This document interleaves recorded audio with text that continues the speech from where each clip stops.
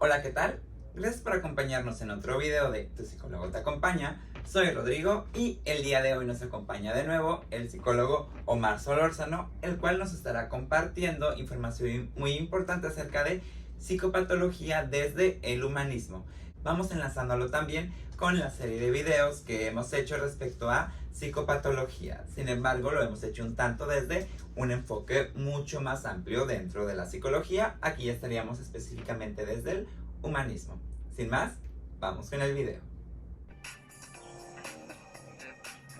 Bueno, antes de comenzar, recuerden darle like, comentar, compartir y sobre todo suscribirse al canal, ya que eso apoya mucho a que sigamos generando más contenido y es totalmente gratis para ustedes. Sin más, vamos a continuar, pero también iniciando con ello, hoy estamos celebrando el 10 de octubre.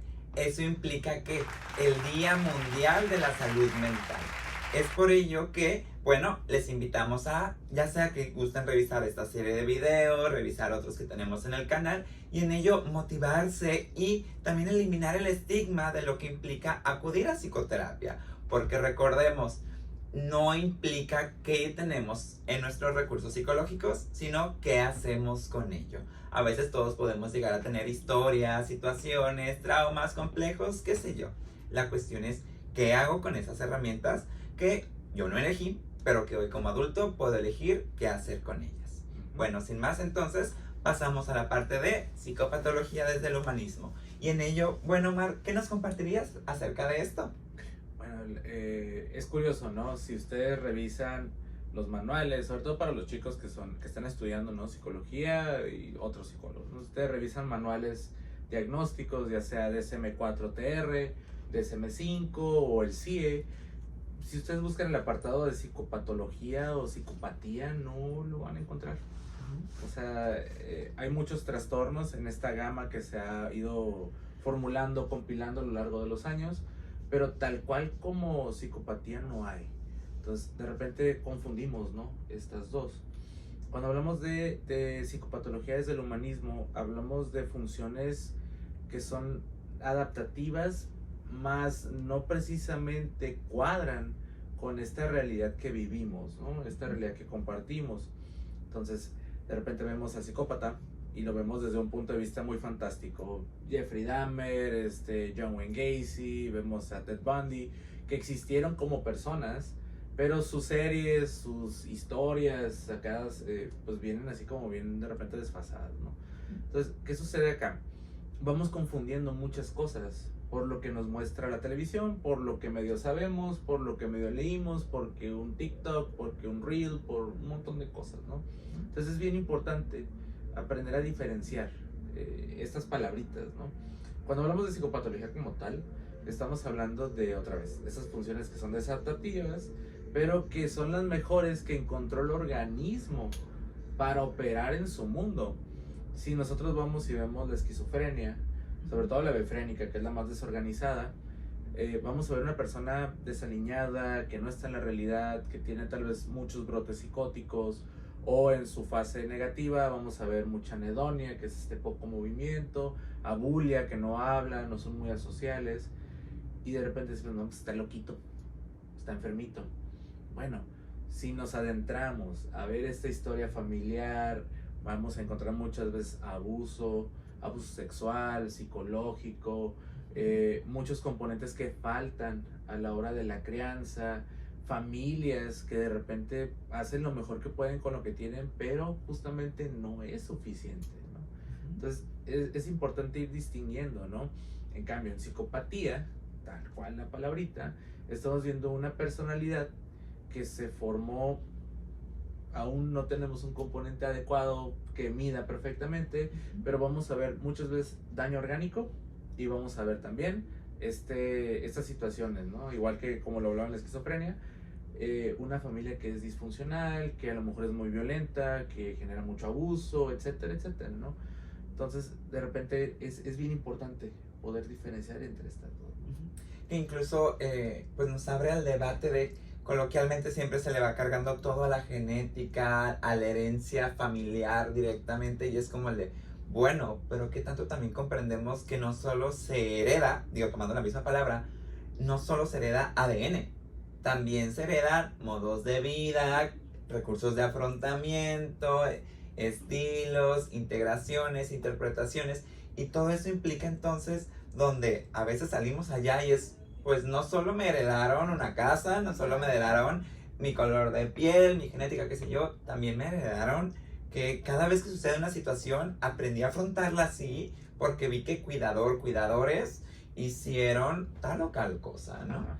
Y entonces desde ahí esta parte de ir aprendiendo estos recursos, pues bueno, ya lo hablamos por ejemplo en la parte de trastornos de personalidad, que bueno, realmente el niño que no se ha abrazado por su tribu, pues quemará la aldea para sentir su calor, ¿no? Entonces, ¿cómo voy a darle amor al mundo si lo que recibí fue odio? Pues naturalmente lo que voy a regresar es odio, y no desde a veces la parte consciente o integrada, como por ejemplo podríamos encontrar en ciertos casos, sino desde la parte de, pues hice lo que hice con lo que pude, eso violentó al otro, pero yo ni en cuenta que esto violenta, ¿no? Exacto.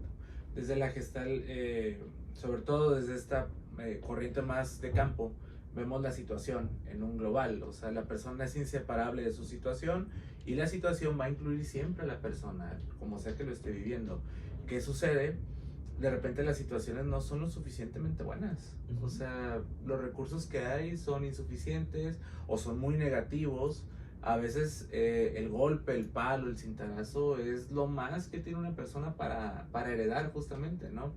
Que compagina un poco con otras teorías del desarrollo. Por ejemplo, puedo citar a Lev Vygotsky, ¿no?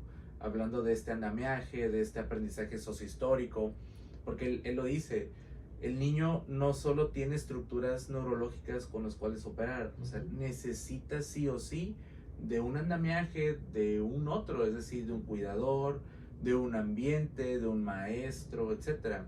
De repente cuando vemos trastornos, sobre todo los más patológicos, de vuelta entramos a la familia y decimos, sí, es que por ahí va la cosa, ¿no?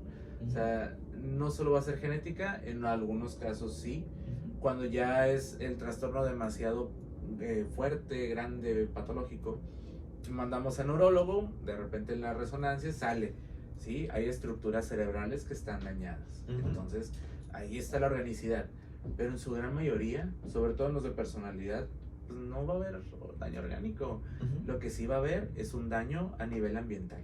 Claro, que de repente, de nuevo, esta parte, recuerdo por ejemplo mucho, creo que un chiste meme de Sheldon Cooper, que es como el de, pero quiero saber por qué, revisa la infancia, oh, ya entendí por qué. Y es precisamente esto de, bueno, de repente a lo mejor para el ojo no estudiado, no trabajado, no entrenado, pues es que yo no vi venir esto.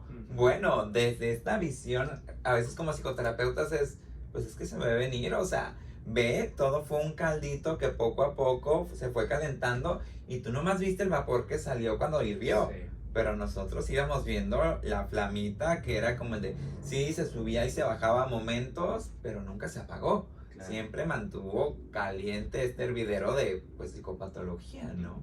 Sí, muchas veces el trastorno se manifiesta en el último de la generación porque dices tú, pues fue el que le quedó o fue el que lo pudo actuar. Pero si revisamos estos antecedentes desde los abuelos, bisabuelos, conforme tengamos más información disponible, vamos viendo que varios elementos o varios integrantes de la familia presentan rasgos, sino es que el trastorno como tal no identificado, ¿no? Que es, por ejemplo, muy común en casos de esquizofrenia, que se va demostrando que usualmente suceden cosas desde 2 generaciones arriba, es decir, abuelos, cuidadores, paciente identificado, es muy común ir encontrando estas historias, ¿no? Exacto. E incluso con lo que mencionabas de, si nos vamos un poquito más a teorías, me suena también la parte más de Winnicott, ¿no? Es decir, cuando nos habla de un ambiente facilitador, que da recursos, y cuando habla de esta madre suficientemente buena, ¿no? Es decir, sí, hay veces que el recurso no es el mejor, no es el óptimo, y hay que tomar a veces la salud mental como una utopía, ¿no? Donde, ay, es que no tengo que pensar nada malo, jamás me tiene que tronar nada acá adentro, jamás tengo que hacer algo bueno. Es como de, no, diría el gato de Alicia, todos estamos locos en alguna medida. La cuestión es qué tanto dentro de nuestra locura tenemos los suficientes recursos para acompañar a un otro, en este caso, por ejemplo, hablando de este rol materno, rol de cuidadores, para integrar a un otro que aunque sí tenga cositas desintegradas, pues son las mínimas, ¿no? Claro. Es decir, suficientemente buena, no perfecta. Exacto. Es donde entra esa parte humanista, ¿no? Que Winnicott de alguna manera sí es un precursor, sobre todo de muchas corrientes que acompañan, rogeriano, gestáltico, todo este rollo, porque en la gestal, Laura Peirce, que era esposa de Fritz Perls, hablaba, ¿no? Y decía, yo no concuerdo con Fritz, porque Fritz decía autoapoyo, o sea, lánzalo al mundo, que la patadita de la mamá pájaro con los pollitos, ¿no? Acá era no, primero hay que acompañar, hay que ofrecer estos recursos, hay que ofrecer este andamiaje, este apoyo, este acompañamiento para que el otro después descubra cómo autoapoyarse, ¿no? Desde muchas corrientes, sobre todo esta intrapsíquica más antigua, psicoanálisis, de repente las personalidades que son perversas, que son más patológicas, eran intratables. O sea, no hay tratamiento, puedes mantenerlo, contenerlo un poco, pero no va a avanzar, no va a mejorar, ¿no? Desde el conductismo es arréalo, dale todo lo que le tengas que dar y entonces medio va a operar. Y desde el humanismo, que es la parte en donde entramos nosotros, si hay un cuidado adecuado, si hay un seguimiento adecuado, si se le impulsa, si se le frustra sanamente, si se le genera este recurso ansioso para que haga lo suyo, muy probablemente es una persona que se volverá funcional, aún con un trastorno grave, ¿no? ¿Cuántos casos de esquizofrenia hay allá afuera que tienen una vida plena? O sea, no van a ser perfectos, no van a ser normales, como dicen por ahí. Simplemente pueden disfrutar su vida y eso, al final de cuentas, los hace funcionales. Y es un ser humano igual que todos los demás. Incluso en esta parte también implicaría de, bueno, ¿en qué momento accionamos? Porque hay veces que la acción también se lleva en un periodo o pasado un periodo muy crítico, que es como el de, bueno, si quieres intervenir y generar salud mental en los 40, ¿por qué no empezar desde antes? Y esto pensándolo en un primer momento como cuidadores hacia las infancias, adolescencias, donde pues dependen mucho más del ambiente que, como decías, ¿no? Pues sí, no puede haber un autoapoyo porque el bebé no nace caminando. Exacto. Es decir, nace y diría Winnicott, pues primero empieza el sostén físico a través de los cuidadores de te sostengo aquí para que después sepas que hay un otro que te sostiene emocionalmente para que después tú te sostengas físicamente y emocionalmente a través de lo que yo te enseñé. Exacto. Sí, que eso es justamente lo que generamos en terapia. Y sí, es muchísimo más complicado encontrarte estas personalidades en edades más avanzadas, ¿no? Porque ya hay muchos comportamientos que se han rigidizado, porque hay muchas creencias que se han quedado muy estancadas, entonces la confrontación a veces puede ser muy dura, muy difícil. O sea, en este caso, en mi experiencia, encontrarme con personalidades, pues, digamos, con trastornos, de repente tengo que ir con mucha cautela, tengo que ir muy despacio. ¿Por qué? Porque de plano una confrontación que tal vez en una etapa anterior pudiera sostener, pues acá no. Y es como, no, pues está loco este compadre, ¿no? Y vámonos. Y eso es lo que sucede, ¿no? ¿Qué es lo que podremos encontrar, por ejemplo, en el narcisista maligno? Diría Kemberg, un narcisista muy disfuncional, muy patológico, o el consultante paciente de estructura perversa, si lo vemos psicoanalíticamente, porque precisamente en esta patología que van manejando se ven tan perfectos a sí mismos y a sí mismas que pues no necesitan nada del otro. Y entonces, bueno, ¿qué puedo proporcionarte yo en consulta si tú dices no necesitar nada de mí? Por el contrario, hay otros que dicen, pues me falta algo, acudo contigo porque generalmente tienes ese no sé qué, que no sé cómo, que no sé cuánto, pero busco, ¿no?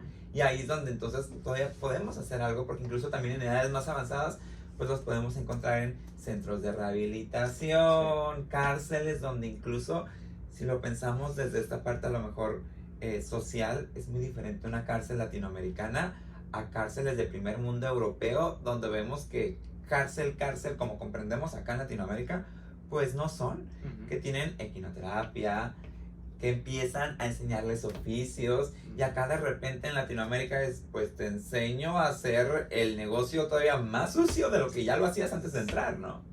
Que justamente es el tipo de enfoque, o sea, si vamos a revisar patología en otros lugares, primer mundo lo hablamos como Suecia, como Suiza, como esos países mucho más desarrollados, Porque si hablamos de primer mundo como Estados Unidos o como Inglaterra, no, olvídalo, eso no es primer mundo. Que tenga una economía dinámica no los hace primer mundo. Pero vamos allá y vamos a ver gente que sí comete crímenes, pero en su gran mayoría no son violentos. Hay muy poca gente violenta. Si se les hace psicometría, si se les revisa desde un punto de vista más profundo, no van a encontrar una patología muy prominente, ¿no? Al contrario de este lado del charco, donde en Latinoamérica, en México que vivimos nosotros, de repente tenemos que desplegar muchos recursos que son violentos, agresivos, porque es la única manera de sobrevivir. Y me regreso otra vez a mi argumento. Son estas adaptaciones disfuncionales al ambiente, ¿no? Pero al final de cuentas, adaptaciones. Totalmente. Que digo, por ejemplo, tocando este tema de los países, pues es comprendiendo el primer mundo con calidad de vida, ¿no? Porque la calidad de vida, la esperanza de vida, la salud mental en esos países es invertido desde todas las corrientes o desde todas las esferas, y no solo esperando a típico pensamiento a lo mejor muy mexicano de, pues le toca al gobierno, ¿no? Que el gobierno me lo deba.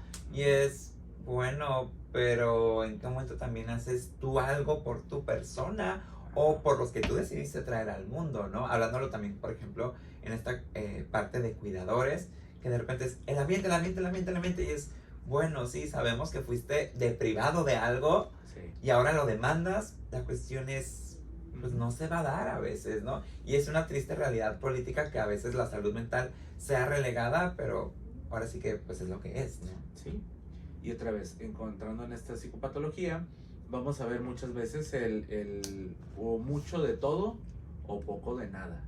O sea, la herida que se forma y que genera la patología es, hay un exceso o hay una privación que es casi total, ¿no? Entonces de repente estas personalidades vienen pensando que el mundo les debe algo. No solo papá gobierno, papá de verdad, mamá de verdad, amigos, la pareja. Tú como mi pareja me tienes que resolver a mí, tú me tienes que tratar de tal manera, tú me tienes que cuidar, etcétera, etcétera, ¿no? Y vienen esas exigencias que pues están desorbitadas, vienen fuera de la realidad. Y otra vez, eso es lo que vuelve patológico una conducta, ¿no?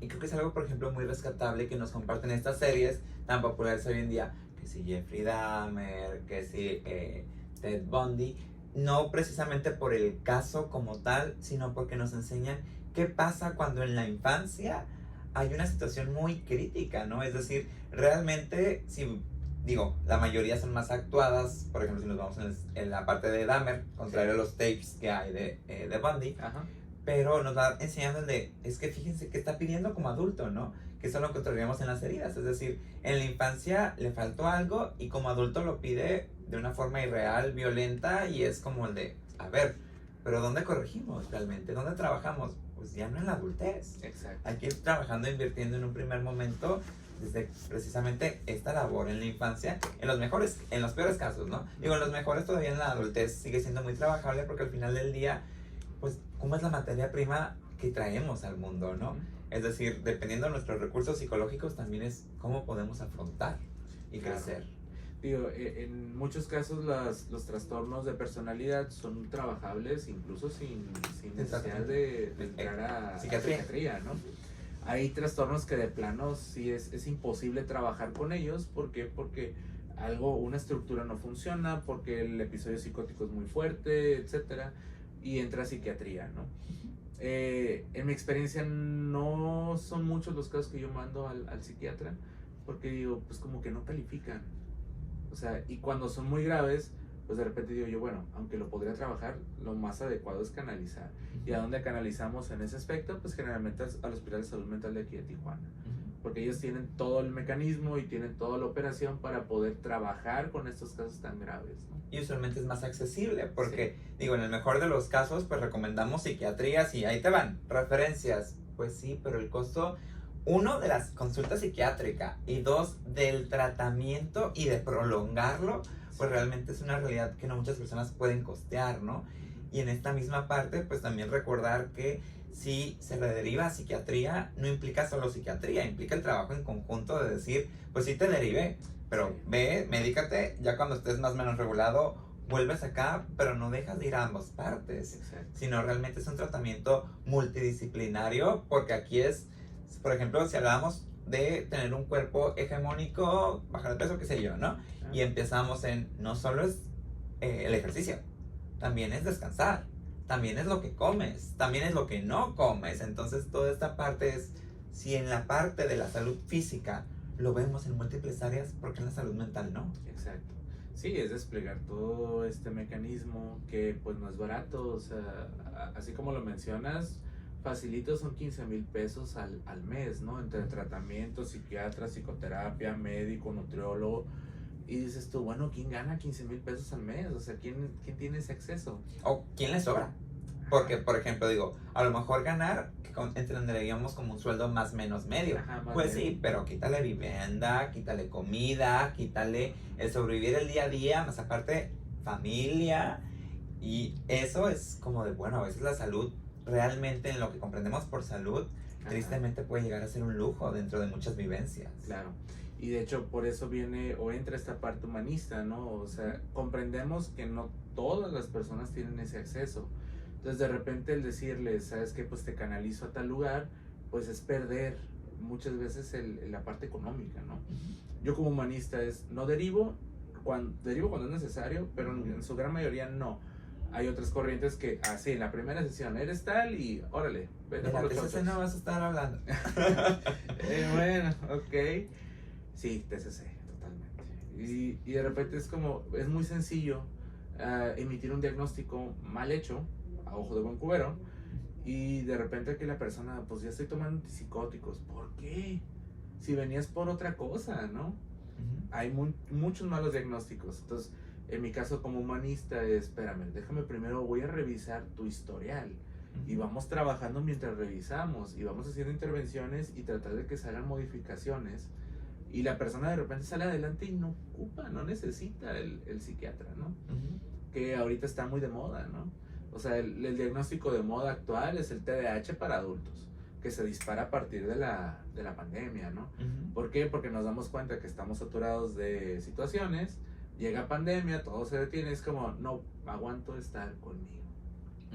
Que es chistoso esta parte porque entonces es algo muy, muy norteamericano, específicamente estadounidense, ¿no? El decir comida rápida, entro en una ventanilla, pido, siguiente pago, siguiente me entrega todo y salgo, que eso es un modelo muy psiquiátrico, es decir, entro, me pusiste una etiqueta, me medicaste, boom, vámonos.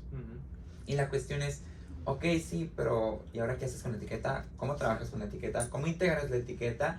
Y cómo te despliegas también de la etiqueta, porque cuántas personas no cargan con la etiqueta, que dentro del humanismo es, pues, qué tan favorable es realmente que el otro pueda nombrar lo propio en psicopatología, ¿no? Es decir, es que, perdón, es que yo soy muy de tal o cual, y es como, ok, pero es que no me cuentes tu trastorno, cuéntame qué haces con él. Exacto. Porque cuántas veces no la gente se lava las manos en el decir, pues mira, mi psiquiatra me dijo que, entonces a mí no me importa. Ajá.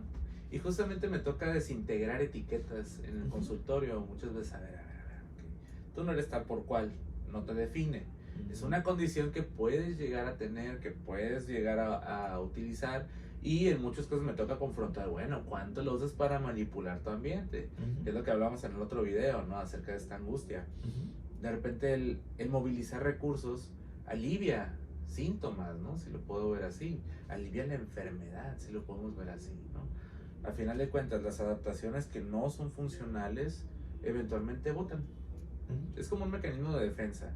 Me sirvió para protegerme en una etapa de vida, pero no me puede servir toda la vida. ¿Por qué? Porque la vida es dinámica, cambia constantemente, se modifica, me adentro en diferentes situaciones. Ir con la etiqueta del trastorno, pues es ir igual a todos lados. Pues mejor ponte un letrerito que diga aquí TLP, o que diga narcisista, o que diga dependiente, y pues ya que nadie te hable, ¿no? Déjelo pasar, dejen pasar al pobre narciso, déjenme pasar al pobrecito TLP, o sea, en esta parte humanista es, a ver, quítate eso, eso no te sirve, no te va a generar nada, no te está ayudando de nada, y por el contrario, está evitando que tú te despliegues como persona. Te va a atrofiar. Exacto. Okay. Desde ahí no sé si hay algo que te gustaría compartirles ya para ir finalizando a las personas que nos escuchan, ven allá atrás de la pantalla. Cuando vayan a terapia y les den estos diagnósticos, pidan pruebas. O sea, pidan un argumento que compruebe y que dé fidelidad desde cualquier instrumento que tenga validez científica, ¿no? Que puede ser psicometría, pueden ser pruebas proyectivas, pueden ser resonancias magnéticas, pueden ir al neurólogo, pueden ir a una valoración psiquiátrica, pero que les entreguen un papel que avale lo que sea que terapeuta o psiquiatra les esté diciendo. ¿Por qué? Porque les etiquetan así de un segundo y esa etiqueta no se va, se queda. Entonces, eso es bien peligroso, porque una persona puede vivirse así cuando a lo mejor no tiene lo que le dijeron, ¿no? Sí. Porque de que hay malos diagnósticos allá afuera, los hay. Me ha tocado refutar muchos de ellos. Y aprovechando este tema de los diagnósticos, creo que también no es solo algo de dejarlos al profesional de la salud, sino qué trabajo nos toca, a lo mejor como personas allá afuera, decirle no al autodiagnóstico. Es decir, eso sí nos corresponde a todos y todas. ¿Por qué? Porque cuántas veces también hemos escuchado la parte de, es que soy tal o cual. Ah, y en esta parte de refutar, bueno, ¿quién te lo dijo? Ah, es que vi las cosas en un TikTok, lo vi, digo, estamos aquí en YouTube, pero sabemos que luego a veces no siempre es el contenido ideal. Sí. Lo vi en un video de YouTube, lo escuché en un podcast, que, ojo, no es porque esta forma de transmitir conocimiento esté mal. Digo, al final del día estamos en la plataforma de YouTube, sería una hipocresía decirlo. Sino, ¿cuántas veces a quien escuchamos no tiene el conocimiento porque carece de cédula, porque no está estudiada, porque no se actualiza, porque hizo simplemente reblog de otra cosa y la malbarató, qué sé yo? Y es, a ver, si ya vamos oliendo, piscando, si nos está respirando en la nuca, Marce, estos trastornos, pues, ok, se vale. Pero no hay que ponernos la etiqueta a nosotros mismos y mismas, sino por el contrario, acudir a un personal de salud calificado para ello, que diga, ok, si tienes utilidad, lo trabajo. Porque al final, pues cuántas veces también el autodiagnóstico no nos favorece desde todas las áreas de la salud. Es decir, medicarse sin tener algo erróneo. Autodiagnosticarse con alguna psicopatología sin saber de ello, erróneo, sin acudir con un profesional. Entonces, desde ahí, ¿qué nos toca al público general? No al autodiagnóstico. Y bueno, ya lo saben, el día de hoy celebramos el 10 de octubre, ello implica Día Mundial de la Salud Mental. Eliminemos el estigma. Ir, cuidarnos, no estar bien todo el tiempo se vale.